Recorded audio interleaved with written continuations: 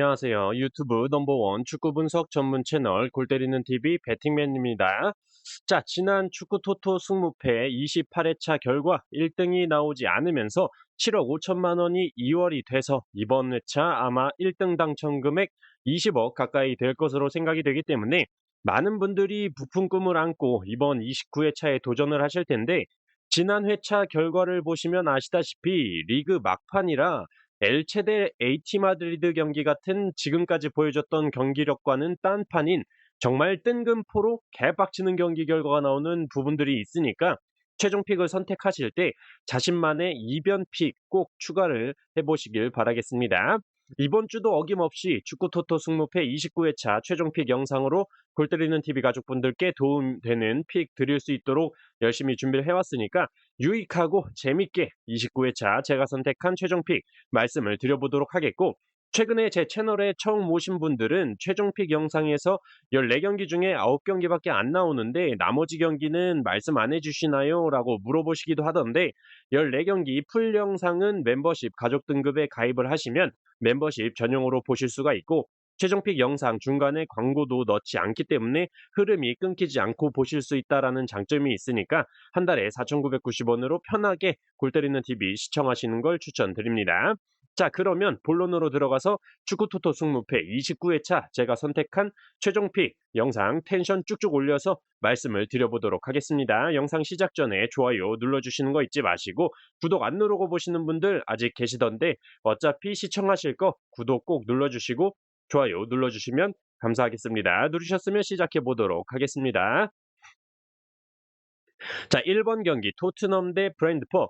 자, 우선 토트넘은 지난 에스턴과의 경기에서 에스턴의 에메리 감독의 수비 라인을 이빠이 끌어올려서 업사이드 전술을 쓰는 상황에 말려버리면서 2대1로 패배를 기록을 했습니다. 손흥민 선수의 골도 있었으나 업사이드로 취소되는 상황도 나왔고, 컵 경기 진출 동기부여가 큰 에메리 감독이 워낙 토트넘에 대해서 잘 파악을 하고 경기를 준비해왔기 때문에 정식 감독이 없는 토트넘으로서는 당할 수밖에 없었다라고 말씀을 드릴 수 있겠네요.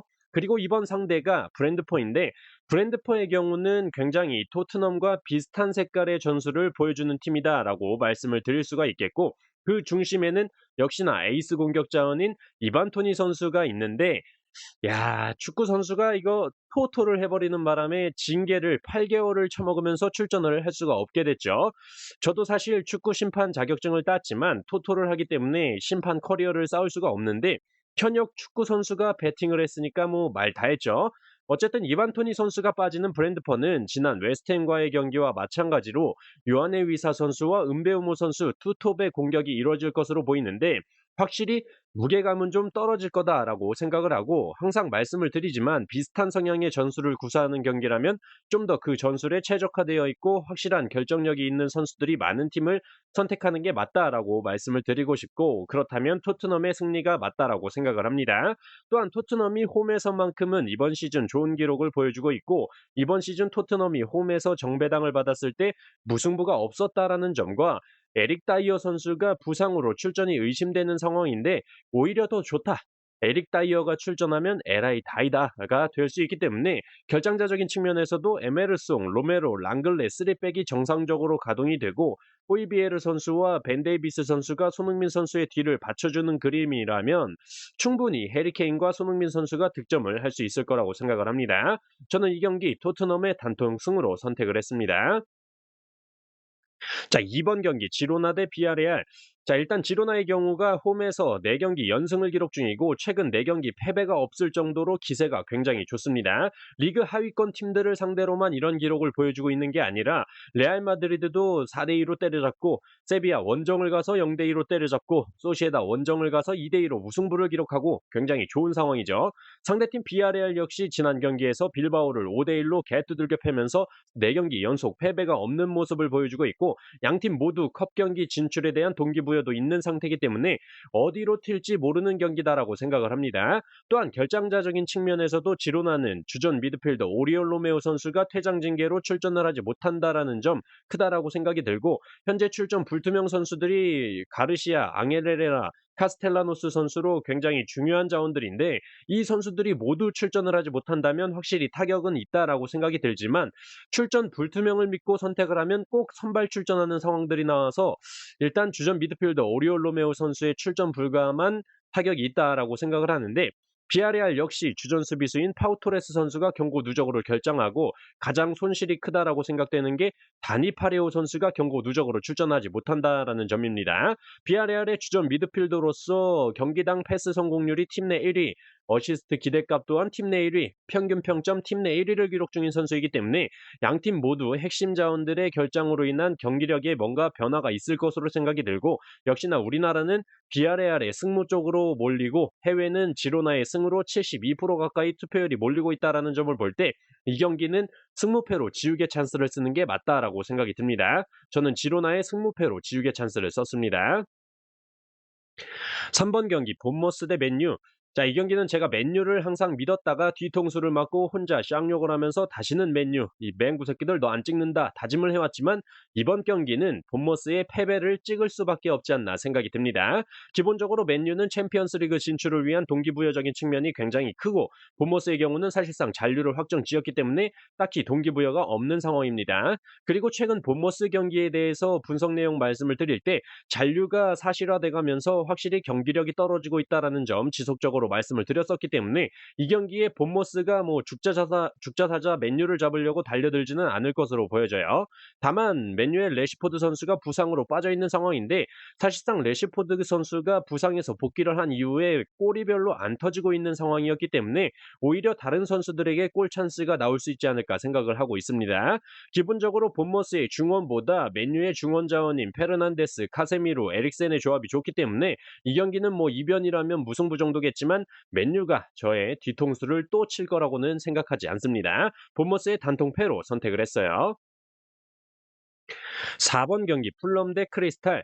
자, 일단 저는 이 경기를 생각을 해봤을 때 풀럼이나 크리스탈이나 사실상 동기부여적인 측면은 그닥 크지가 않다라고 생각이 듭니다. 풀럼도 사실상 남은 경기가 이 경기가 끝이 나면 맨유와의 경기이기 때문에 컵 진출에 대한 동기부여는 딱히 없을 것으로 생각이 들고 크리스탈 또한 호지슨 감독님이 오면서 승점을 쌓아서 잔류를 확정 지었기 때문에 양팀 모두 동기부여는 그닥 없다라고 보고 있고 최근 경기력으로는 풀럼도 좋고 크리스탈도 좋은 상황이기 때문에 이 경기는 투표율도 좀 승무패로 균등하거나 풀럼이 홈이기 때문에 승무 쪽으로는 조금 몰리는 정도겠다라고 생각을 하고 있었는데 현재 풀럼의 승 투표율이 60%를 기록 중으로 저는 이 경기가 그렇게 풀럼에 몰릴 만한 경기라고 생각하지는 않습니다. 물론 풀럼의 에이스 공격 자원인 미트로비치 선수가 징계에서 복귀를 하면서 복귀하자마자 대갈박 장인다운 헤딩골을 터뜨려주면서 에이스의 면모를 보여줬고 윌리안 선수나 톰 케어니 같은 자원들이 최근 컨디션이 좋다라는 점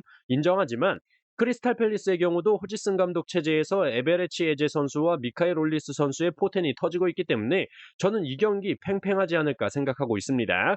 또한 풀럼이 이번 시즌 홈에서 정배당을 받았을 때 4승 3무로 패배를 기록한 적이 없었다라는 점 그리고 22년도 축구토토 승무패 1회차부터 현재까지 결과들을 볼 때 축구토토 승무패 4번 경기에서 현재 최다 연속인 6회째 정배 결과만 출현 중이라는 점에서 7회 연속 정배 결과가 나오기는 힘들 것으로 보여집니다.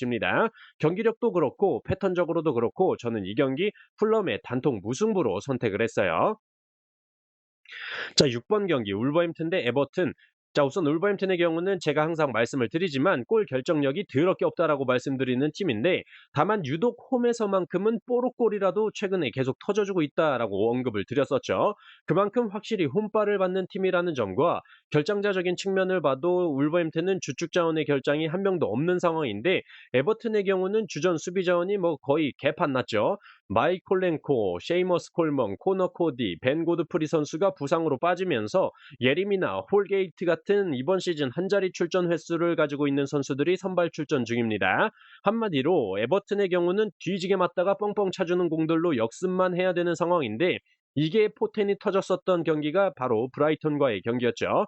브라이턴이 수비 라인을 너무 올려서 경기를 하다 보니까 뻥축구에 뒷공간이 개털렸었는데 울버햄튼의 경우는 뒷공간을 내주는 팀이 아닙니다. 그렇기 때문에 저는 사실상 에버튼이 아무리 강등권 탈출 버프 연병을 떨어도 울버햄튼의 퇴장이 나온다거나 페널티킥을 내주지 않는다면 에버튼이 승리까지 하기는 힘든 경기다라고 생각을 합니다. 현실적으로 에버튼은 지금 선발 라인업을 잘 정비를 해서 울버햄튼 원정보다는 에버튼 홈에서 본머스를 두드려 패서 승점 3점을 따는 게 그나마 나은 선택이지 않을까 생각이 들어요. 결과적으로 울버햄튼의 승무 투픽으로 선택을 하고 싶은데 울버햄튼이 이번 시즌 홈에서 역배당을 받았을 때 무승부가 무승부가 없이 5승 4패를 기록 중이라는 점에서 저는 이 경기 울버햄튼의 단통 승으로 선택을 했습니다. 자, 7번 경기 빌바오 대 RC 셀타.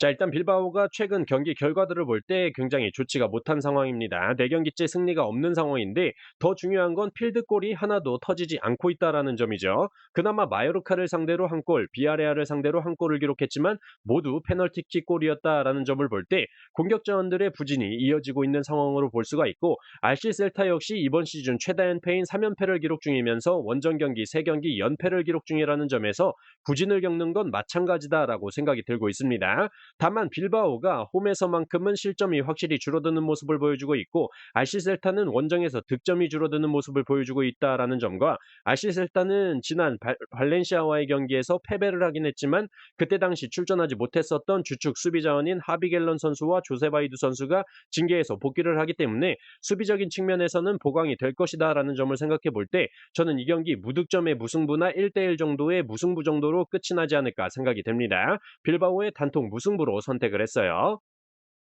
자, 9번 경기 알메리아 대 마요르카.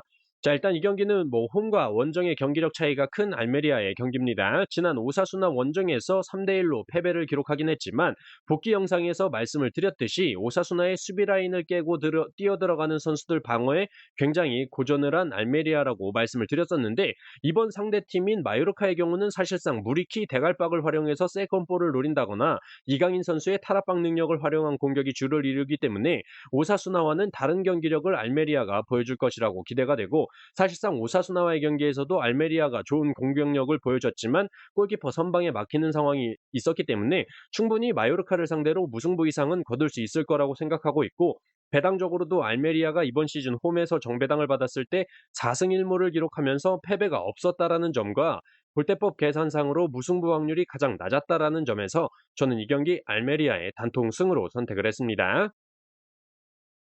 자, 10번 경기 바르셀로나 대 소시에다. 자, 일단 바르셀로나는 지난 회차에서 제가 말씀을 드렸듯이 에스파뇰 원정에 가서 승리를 기록하면서 우승을 확정지었죠. 자, 그렇다면 이제 남은 리그 경기들 아무런 의미가 없는 바르셀로나인데 이럴 때 생각나는 경기가 나폴리가 세리에에서 조기 우승을 확정지었을 때 우디네세 원정에서 우승을 확정지었었고 그 이후에 홈 경기에서 우승이 확정됐기 때문에 딱히 동기부여가 없다라는 점을 생각해서 승무패로 지우개 찬스를 썼다가 홈에서 나폴리가 승리를 하면서 홈 경기장에서 우승 확정 파티를 벌였었던 걸 생각해서 이 경기 바르셀로나가 조기 우승을 확정지었지만 홈에서 승리를 하면서 자축 파티를 벌리지 않을까 생각을 하고 있습니다. 또한 지역 라이벌이지만 강등 위기에 처한 에스파뇰 경기장에서 조기 우승을 확정지으면서 우승 세레머니를 하다가 에스파뇰 팬들이 저 새끼들 뭐 하는 새끼들이야, 우리 놀리는 거냐 하면서 경기장에 난입을 하는 바람에 바르셀로나 선수들이 경기에서 뛰는 속도보다 더 빠르게 라커룸으로 뛰어 도망치는 위험한 상황까지 연출됐었기 때문에 홈 경기장에서 제대로 된 우승 세레머니를 이번 경기에서 하지 않을까 생각을 하고 있습니다. 상대 전적에서도 압도적으로 우세한 상황이고 주축 자원의 결장도 없는 바르셀로나이기 때문에 플레이메이커 멘데즈 선수가 빠진 소시에다가 이변을 내기란 어렵지 않을까 생각합니다. 바르셀로나의 단통 승으로 선택을 했어요. 13번 경기 발렌시아 대 레알 마드리드.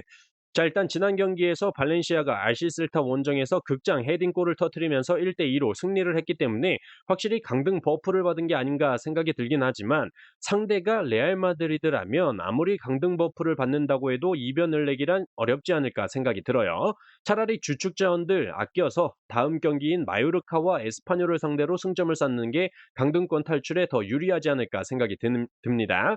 레알 마드리드는 챔피언스 리그에서 맨시티를 상대로 4대0으로 개털린 휘말리면서 멘탈이 탈탈 털리긴 했지만 이제는 뭐 챔스에서도 탈락을 했고 굳이 주전 선수들을 아낄 필요도 없다고 생각을 합니다. 개인적으로 벤제마 선수가 리그 득점 순위 2위로 레반도프스키의 4점이 부족한 상황이기 때문에 득점왕 기록을 위해서라도 벤제마 선수를 투입할 것으로 보이고 체력적인 문제 이외에는 주축 자원의 부상은 쿠르투아 선수 한 명 정도로 보이기 때문에 주축 수비 자원인 디아카비가 빠진 발렌시아가 레알 마드리드를 상대로 이변을 낼 수 있을 것 같지는 않습니다. 무승부 정도를 추가해서 이변을 잡아보려고 했는데 구매 금액만 너무 키우는 것 같고 발렌시아가 이번 시즌 홈에서 역배당을 받았을 때 무승부가 없었다라는 점을 봐서 발렌시아의 단통 패로 선택을 했습니다. 자, 이렇게 축구 토토 승무패 29회차 제가 선택한 최종 픽 모두 말씀을 드려봤습니다. 참고하셔서 골 때리는 TV 가족분들 좋은 결과 있으셨으면 좋겠습니다. 이상입니다.